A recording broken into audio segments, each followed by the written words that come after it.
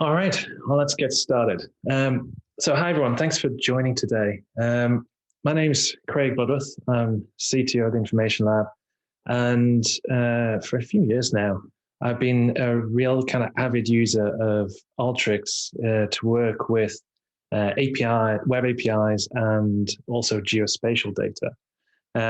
So when those two sort of tied together in the working with COVID data, it's something that sort of kept my attention as well, sort of the pandemic and everything happening, to use the tools and develop further.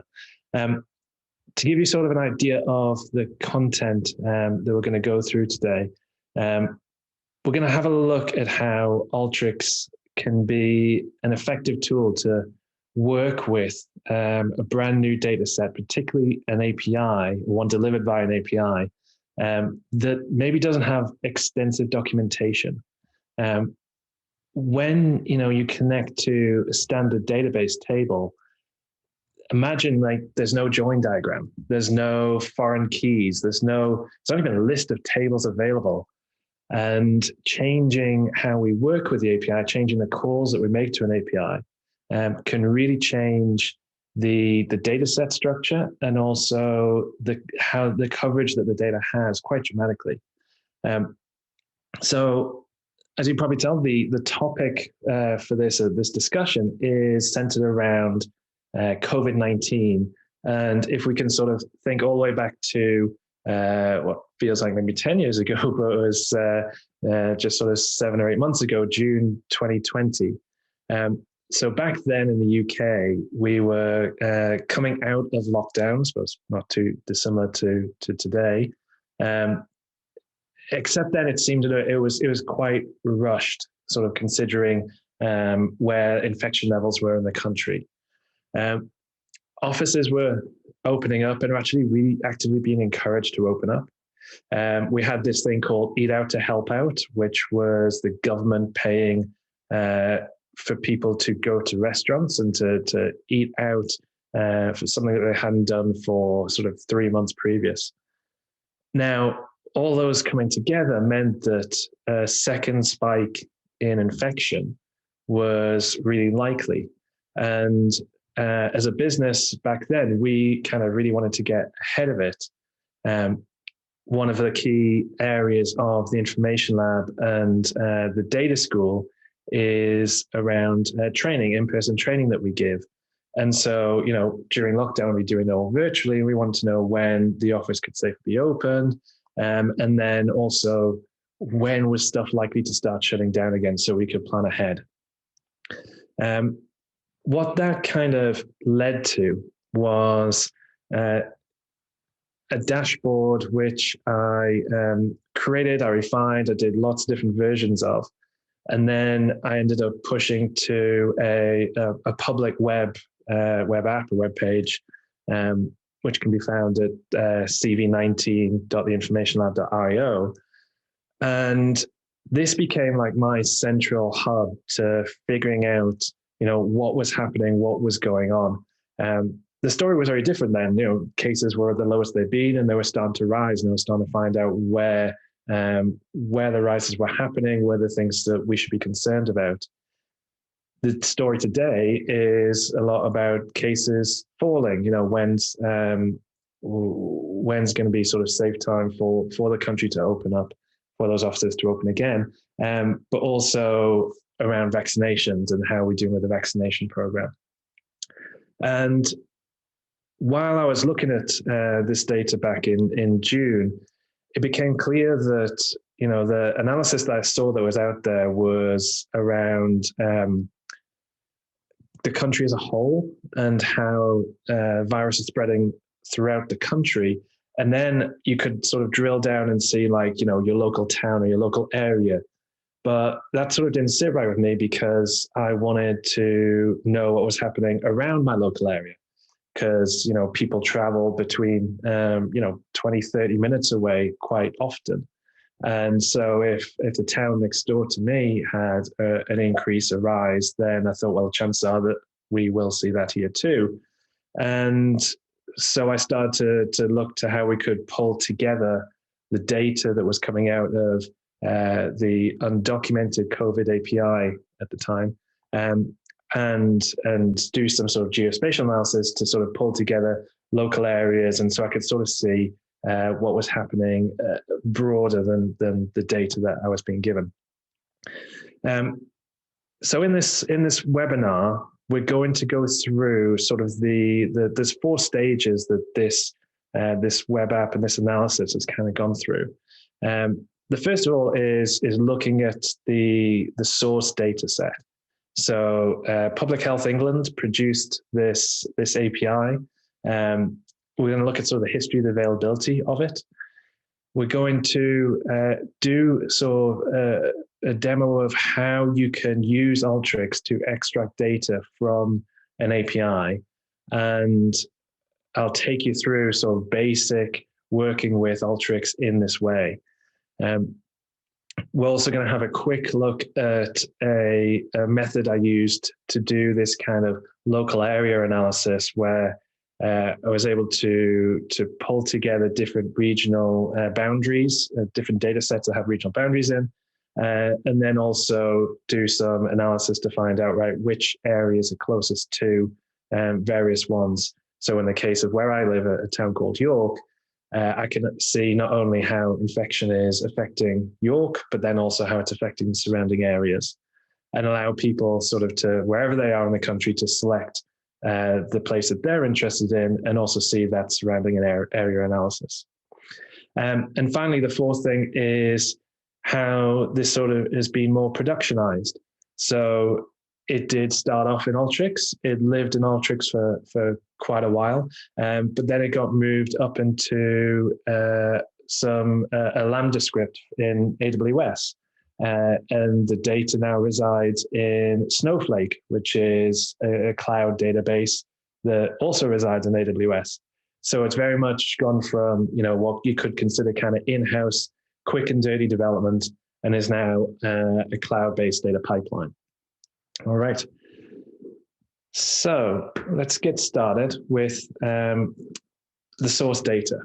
So this is one area where the UK government and Public Health England especially has been really good at. They started just by publishing Excel spreadsheets of case numbers.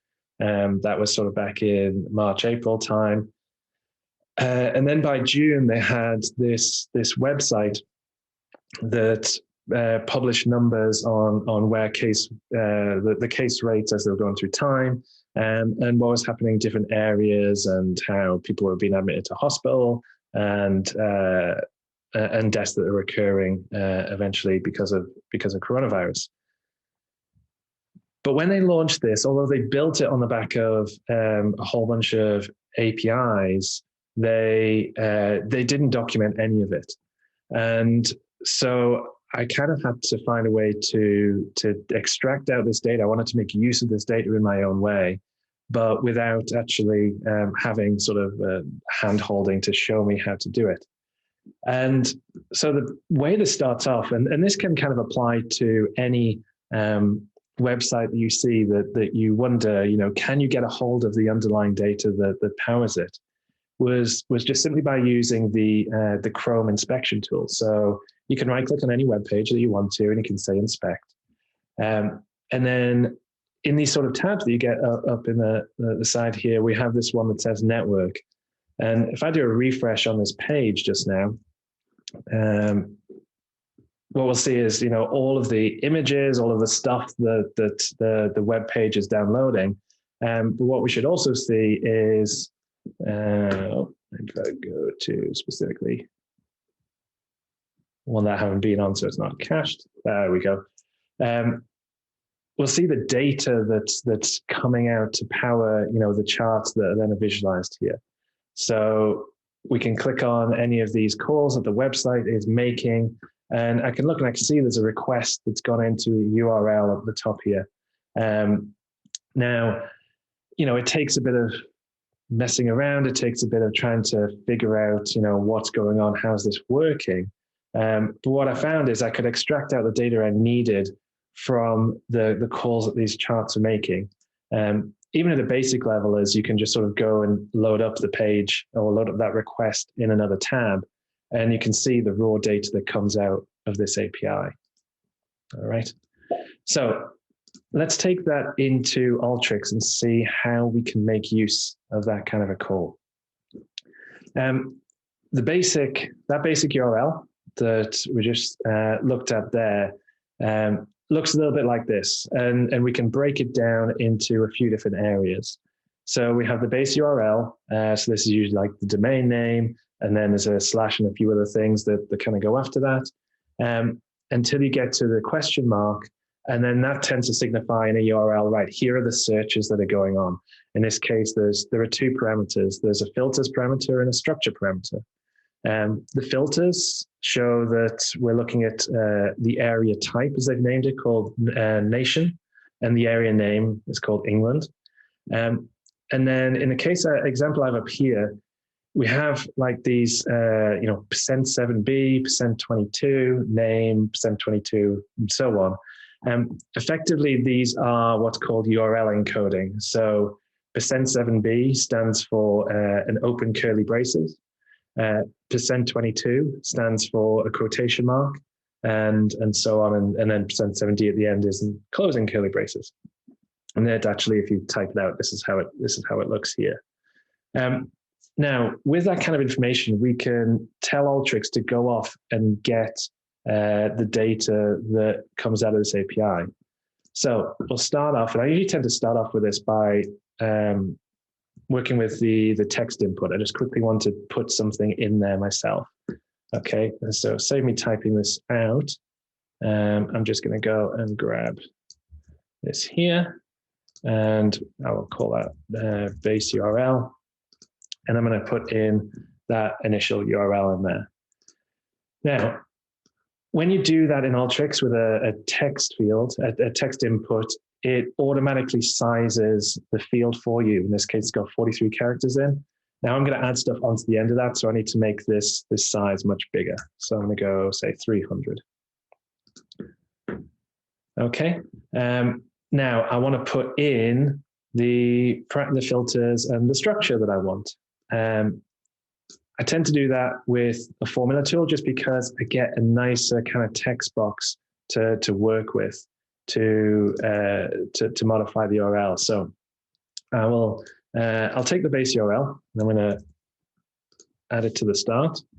I'm going to add the question mark. So that's just convention in a URL that says, right, here are the parameters that are going to follow. I'm going to say filters equal, and we're going to say area type is nation, and then they have a semicolon to separate the two. I'm going to say area name is England. All right. I'm going to stick an and on the end of that because that's like the first parameter, the filters parameter, and then they're separated by an and. Again, that's another URL convention that we have. Now the structure, I want to write it in what's known as JSON, so this kind of curly braces and a name value pair. And I'm going to put that separately. So I'm going to say structure and put it in the variable structure. I'll start off, it's going to be a string. So I'll start off with a single quote because I know I'm going to use double quotes in the actual structure itself. We'll say name, colon, and in the case of this API, it's referencing what's sort of internal to the API, which is the area name. And we'll close it off. Okay. I can then build on my base URL again, or I can create let's create a new URL. So let's call this so get URL perhaps. And we'll use the base. I know I've got the and on, so I'm just going to add on the structure onto the end of it. So let's say structure equals,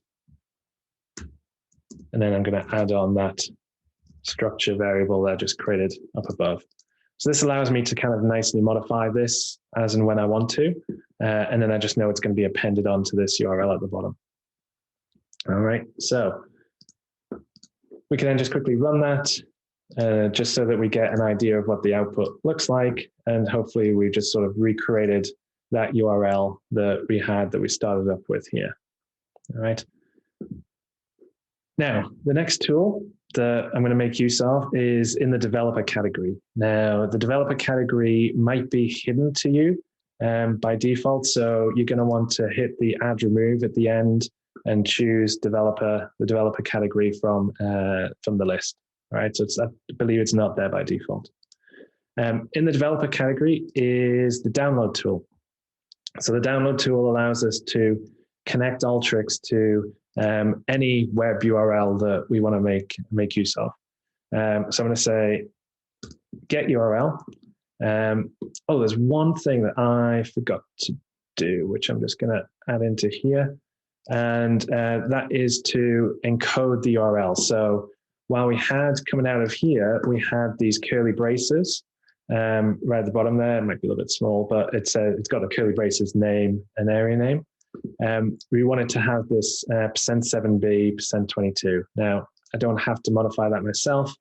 I can just use a function which is URL encode, and I can just wrap it around structure. What that's going to do is modify the URL that comes out to have the %7b, %22. When I've done that, I just need to untick the encode URL ticks because I've done that. That's been taken care of, and I don't want it to sort of start double encoding everything. So we can just untick that. Now, let's just stick in a browse and have a look at what comes out. So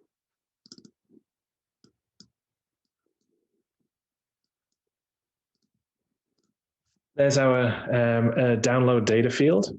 And in that download data, we have all the content that we created, or we requested, sorry. And, you know, in this case, it's just literally a list of names of England. So essentially this is every single day that there is data for is a row. And all we're requesting from that row is the area name, which is England. It's not the most interesting data. But it sort of demonstrates how just we can put in a brief URL to come out, and then we can get the results out. Now, this is coming down in what's known as a JSON format. So JSON you'll recognize by these curly braces, by name value pairs separated by a colon. Alteryx can parse these out for us and put it into a more usable data set. So we can make use of JSON parse also in the developer tools to parse out the download data. I then know, because I use it so often, that the way it comes out is it will separate the different levels of the tree into a name dot an ID dot a name dot an ID and so on. We're going to make use of, we're going to break that up using text to columns. And I can change the delimiter to be the dot, and let's say 4 columns. Let's guess that. Okay, so there we're starting to get what looks more like a table now. So we have that list of England in the value string. We have what are we actually? Oh, I think I'm parsing the wrong column. Looks like not base URL. I want to parse the JSON name column instead. So there we are. Now we have, see these names that come out with a data.to.name. Alteryx has separated those off into separate columns. So we have the data column, we have this ID, so there's incremental value coming up, and then we have this name, which we chose in the structure that we wanted to get out. Okay. I can obviously then go on and clean that up. I can just say that I only want to get the data out, so we could filter, and we could say actually column 1 should only equal data, and that will only give us the data fields. And then we could sort of get rid of lots of other stuff using the select tool to clean us all up. All right. So that's kind of the basic of how we're making use of an API and Alteryx to pull out data, to parse it into a table that we can then make further use of, or that maybe we then want to push into a database and then do our analysis on that data once it's in the database. In the case of this API, and actually in many APIs, there is usually a limit on the amount of data you can get out of one call.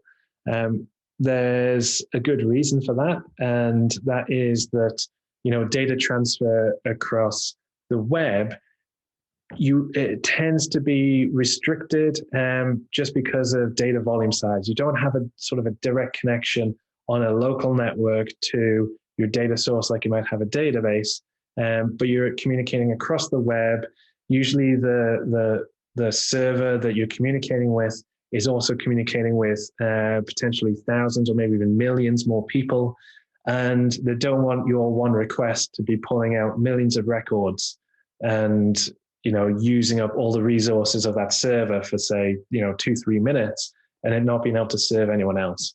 So lots of APIs have the concept of paging, where you'll make one request. If the data that you get out goes above a certain record count. So in the case of this API, you can see that the max page limit is 2,500. So we know that we're only going to get out 2,500 records at a time from this API. I mean, the length that we're getting out right now, the total is 411. So we haven't breached that yet, and we could probably run this for quite a while before we start to breach that. But you know, we want to make sure that we're able to page through to get literally the next page of data that could come out. So briefly, I want to sort of go through how we do that. And we make use of something called a macro in Alteryx in order to do that. Here's this sort of at this national level, like what we just made. And this is pulling out data, a little bit more interesting data. It's pulling out for England, Scotland, Wales, and Northern Ireland. It's pulling out the number of cases, the number of deaths, and cumulative, I cannot speak, the total cases and the total deaths. There we go. By date, cumulative, that's what I was trying to say. Now, we haven't hit that barrier at the national level, but if we go down to the regional level and run this again, so the only difference between these two, this has area type equals nation, this has area type equals regional, is that we'll see coming out here, we have exactly 2,500 records. Remember the maximum page size, but also this API tells us that it's using paging because it has these pagination values that come out. And it tells us that the length that we just requested is indeed 2,500. The max limit is 2,500, and that there is another page that we can call. So it has this next page value. If we go off and call that page, we'll then get another page of data, and we could get another page of data, and so on, until there is no longer any more data to get, in which case we stop retrieving the data. So in order to make Alteryx iterate through those pages, we have to create something called an iterative macro. Now, this is sort of getting to more towards the advanced use of Alteryx. So let's sort of go through how that looks.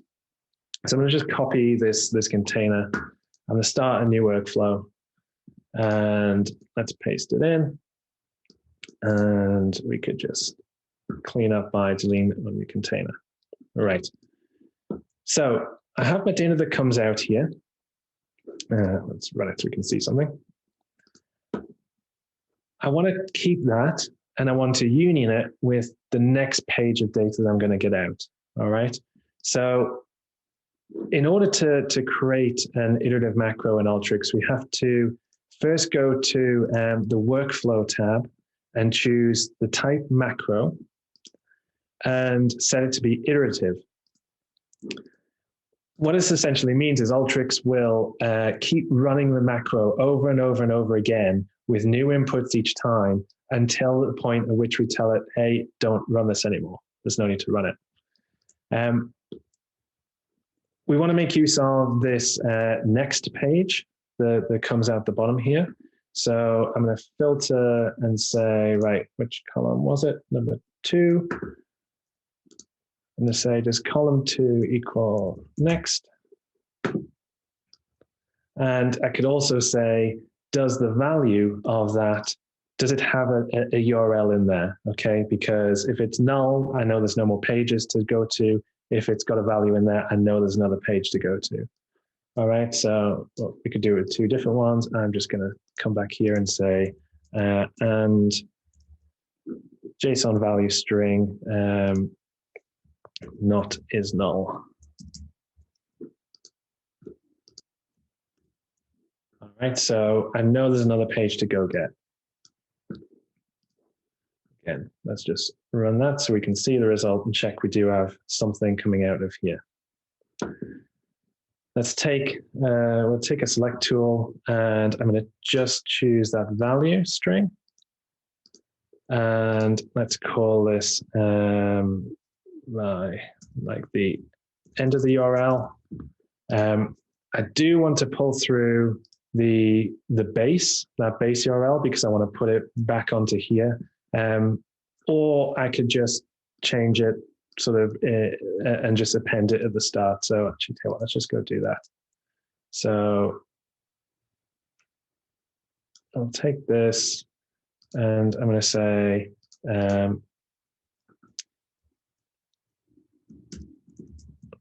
put that at the start and then add in what was there already. Okay. Actually, I misnamed that. Ultrix does expect that the values that go out, that come out and go back in, are the same, have the same value. So I should probably have done a bit of a bad naming there. I should call that get URL because that's what I called it earlier. And I'm just going to have to modify, change that to get URL and that as well. Okay. So once again, I could run that. And I find that the next URL I'm going to get looks a little something like this, which is great because now I can just go and push that back into the workflow to get the next page. All right. Now, what I'm going to put in is that get URL. So Alteryx is going to expect to receive that get URL into the workflow. So I'm just going to grab that comes in. Oops. To run again. There we go. I like this actions in the right-hand corner here because it just makes it easy for me to say, okay, copy that to the clipboard, my selected cell with its headers.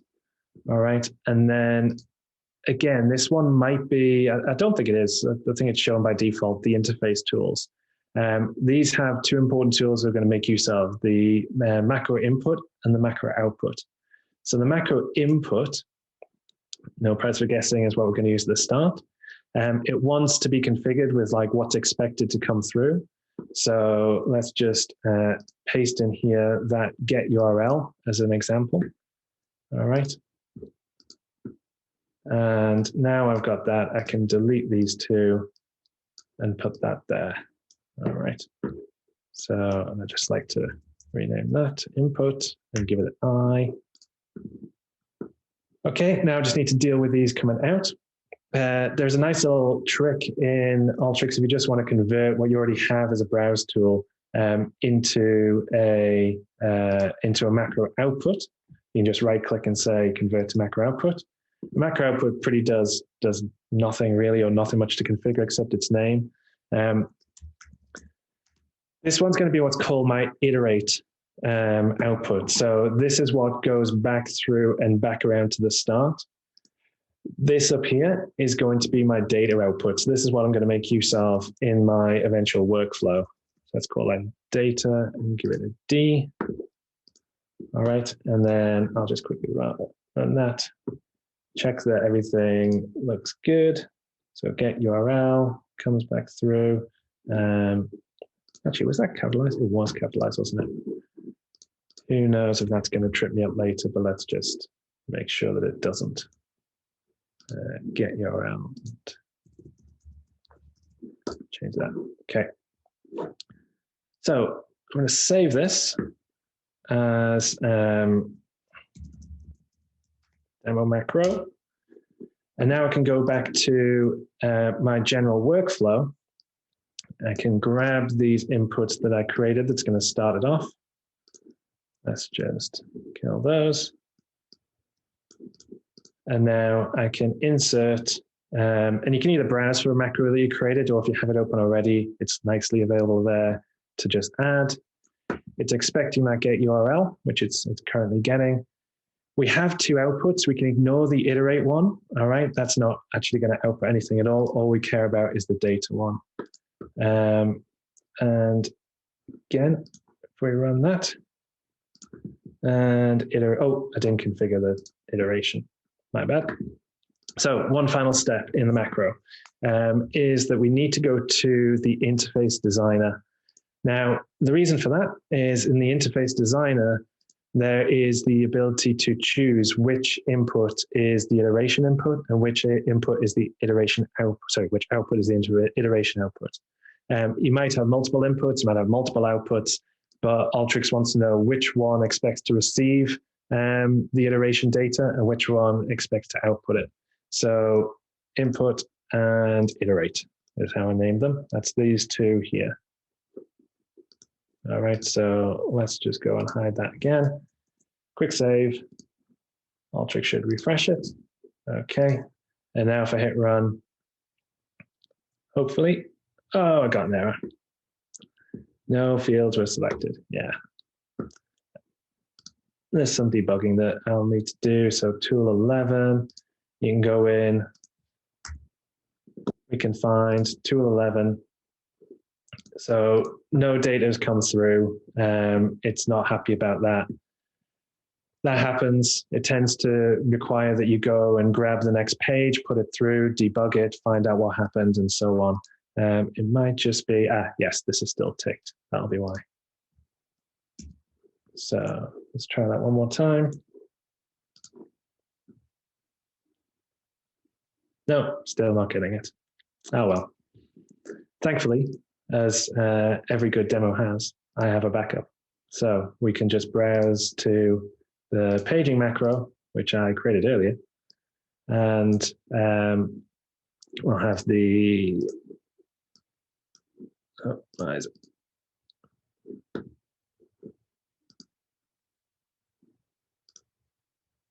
Area type. I did this one different too. Oh well, let's look at the final. So this is essentially what I created for the overall workflow. So what you'll see is a similar macro that goes through and does that iteration that pages through the different the different pages of the API. It's pulling in your initial URL, and each one is configured to work at a different level. So this one's configured to work at the overview level.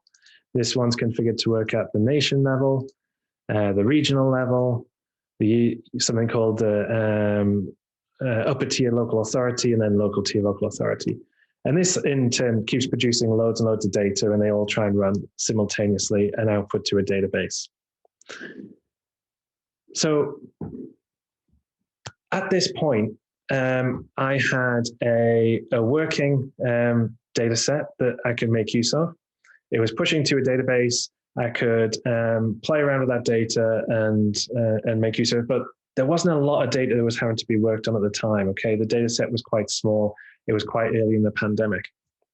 I also, though, wanted to say like what was happening in those local regions. So I decided to add on this extra geo-data to give you both a map and also the ability to find neighbours around that area.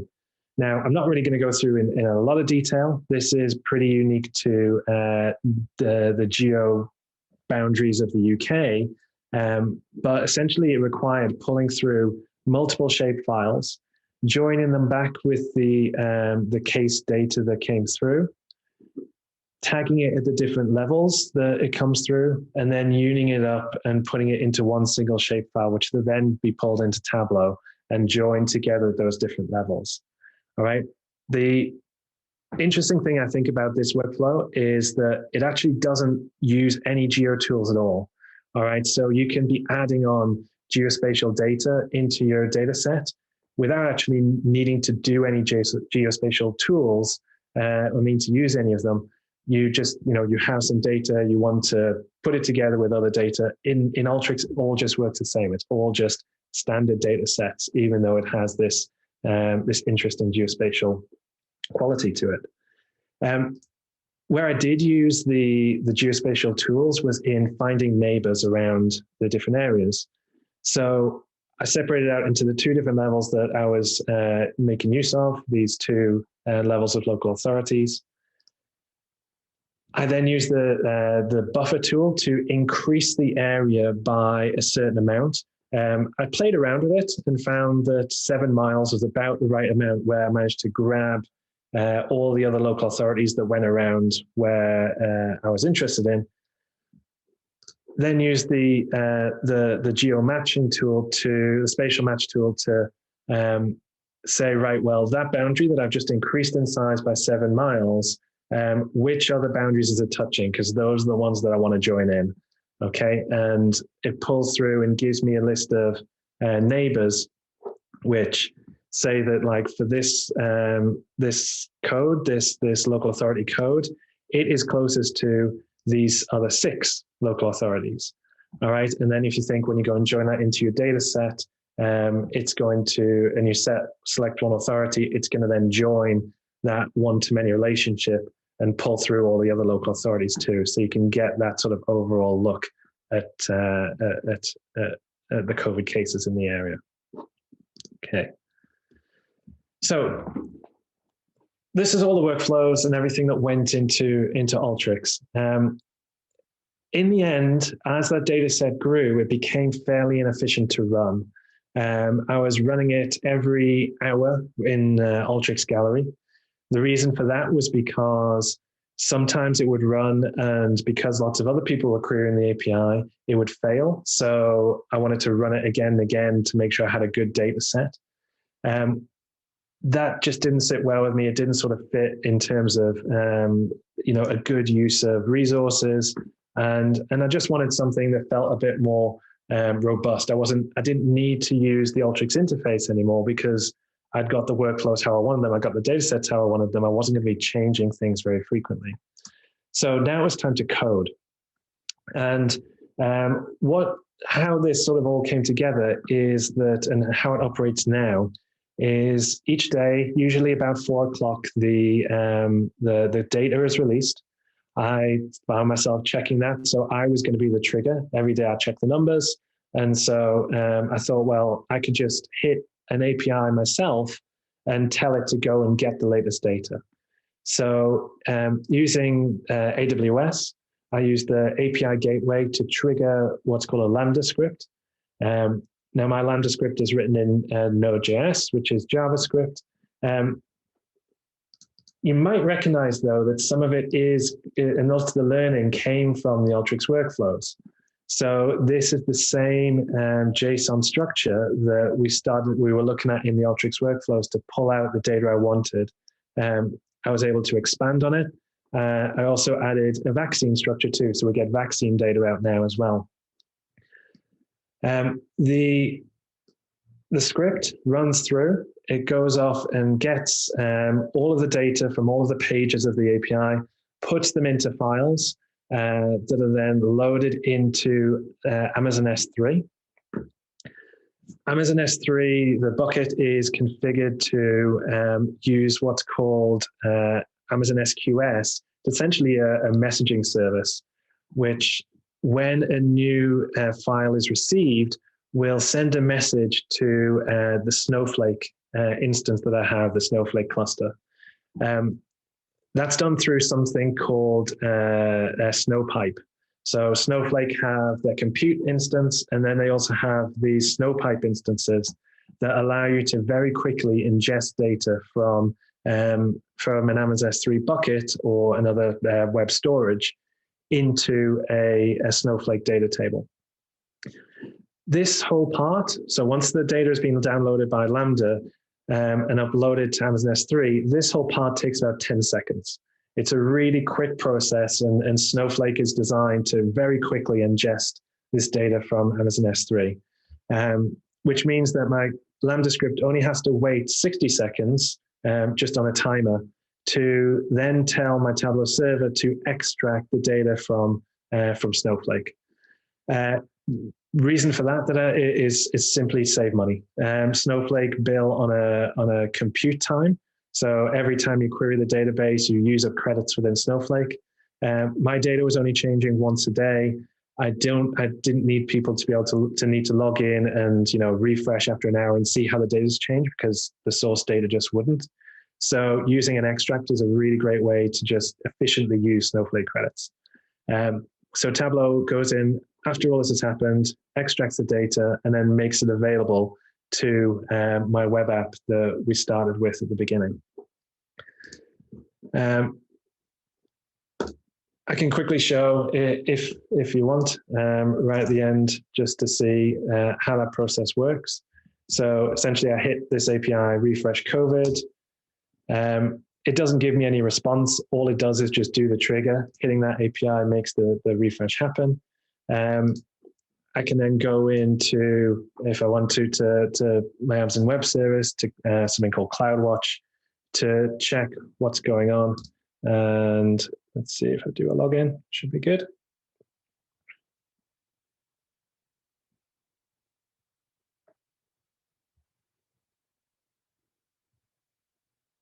There we go. And we should see and hear the logs essentially coming through to show that whole process is going on, and that the data is being refreshed and published to that S3 bucket. Let's see this one here, and the groups there. So there we have it going through the different levels of cases. So whether it's overview, nation, regional, that kind of thing. It's going off paging through all of those, and it looks like we've got a bunch of time minutes. Sometimes I have to refresh this a couple of times, simply because the API can't keep up with all the data being requested. So that trigger happens, it works through, everything's reset, refreshed, all done, and that's it each day.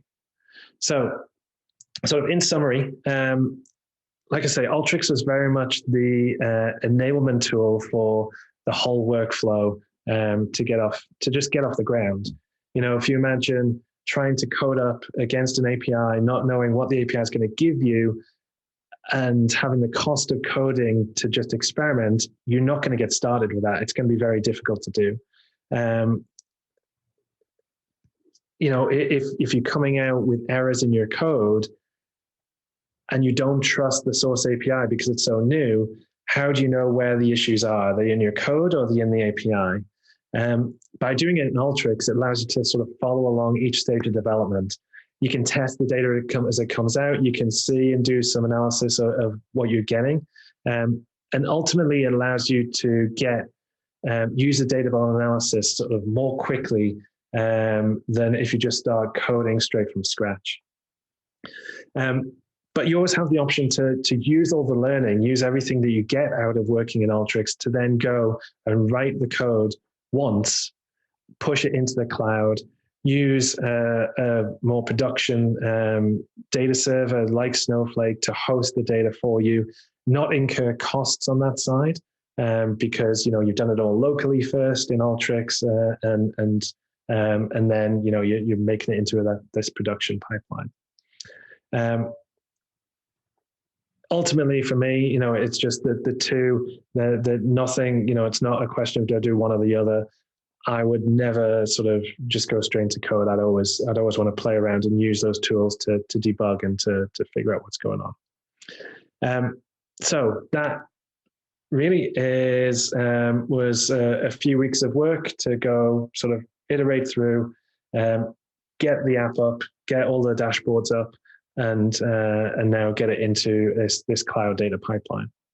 I'm going to look at the Q&A now, just to see if we have a couple of questions. Looks like we do. So, will a copy of the Alteryx workflow be shared afterwards? Yes. So I can put these demo workflows up, absolutely, and the 4 stages. When this goes out to YouTube, we'll make sure we'll put them in the comments below. But also maybe we can email them out to following the event. Any benefits to wrapping the encode URL formula tool versus checking the box? So actually, that's a really great question. Sometimes absolutely not. Sometimes there is no reason to wrap that encode URL function in before it goes to the download tool. All right, you're seeing the download tool has the function built in. The reason why I wanted to do it, and actually, so I thought that was maybe why I was getting there on the workflow, is because when the next page came out of the API, the URL is already encoded. So when it goes back through the iterative workflow to the start, it would then try and encode it again. So it's going to keep encoding more and more times, and we're going to get like lots of extra characters to a point where the API just goes, I don't understand what you're trying to ask me. And it won't respond, and it'll give you errors. By moving the function to encode the URL out of the workflow and put it in a formula, it meant that I could start off writing kind of more human readable form. I could then use that function to do the encoding, and then know that when it goes back through, it's not going to be re-encoded. In terms of processing benefit, absolutely not. There's nothing there. You can do it either. But in terms of this workflow and the paging that the URL gave me, yeah, it made sense. Okay. I think there was one. Oh, there's maybe one more that didn't get asked in the Q&A.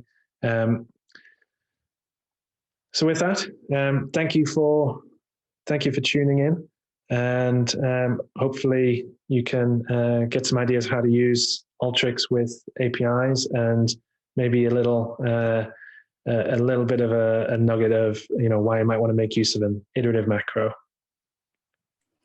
Perfect. Thanks, Craig. Yeah, the recording will be sent out once we upload it to our YouTube channel, and we'll also send out some extra links during that email as well. So thank you very much, Craig. It's been a pleasure, and thank you everyone for joining, and we'll speak to you all soon. Goodbye, everyone. Bye now.